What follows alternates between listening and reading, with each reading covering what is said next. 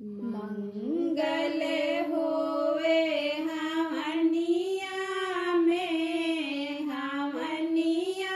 में श्री रघुबर के चरनिया में।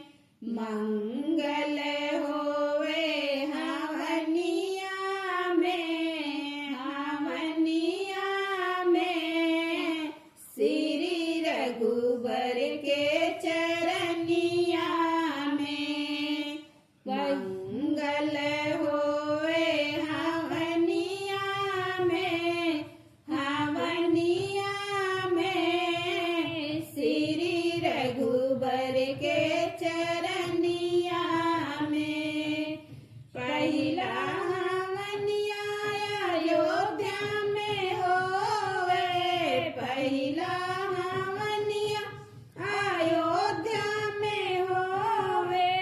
राजा दशरथ के जमीनिया में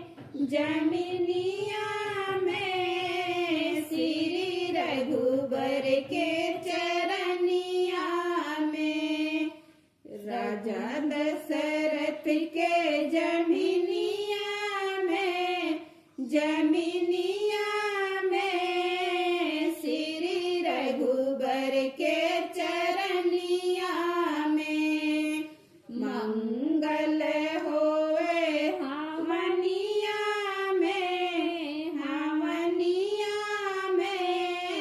श्री रघुबर के चरनिया में। मंगल होवे हवनिया में श्री रघुबर के चरनिया में। दूसरा हवनिया जनकपुर में होवे, दूसरा हवनिया जनकपुर में होवे। राजा जनक के जमीनिया में श्री रघुबर की चरनिया में। राजा जनक के जमीनिया में श्री रघुबर के चरनिया में। मंगल होवे हवनिया में श्री रघुबर के चरनिया में। श्री रघुबर के चरनिया में। तीसरा हवनिया कैलाश में होवे, तीसरा हवनिया कैलाश में होवे। भोले बाबा की जमीनिया में श्री रघुबर के चरनिया में। भोले बाबा की जमीनिया में श्री रघुबर के चरनिया में। श्री रघुबर के चरनिया में। मंगल होवे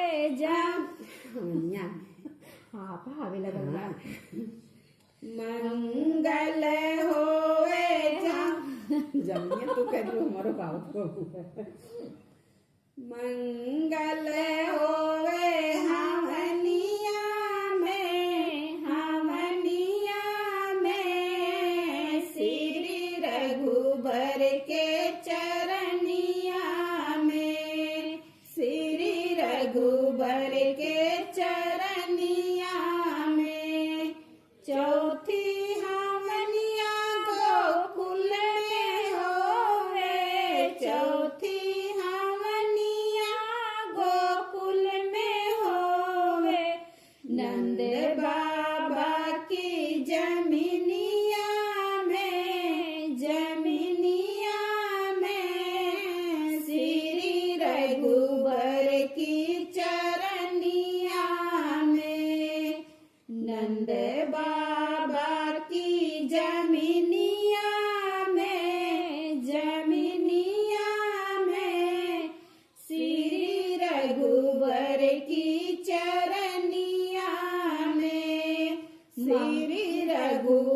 रघुबर की चरनिया में मंगल होवे हवनिया में, हवनिया में श्री रघुबर के चरनिया में, श्री रघुबर के चरनिया में। पचवी हवनिया हमारे घर में होवे, पचवी हवनिया हमारे घर में होवे, प्रधान जी के जमीनिया में, जमीनिया में श्री रघुबर के चरनिया में। भैया जी के जमीनिया में, जमीनिया में श्री रघुबर की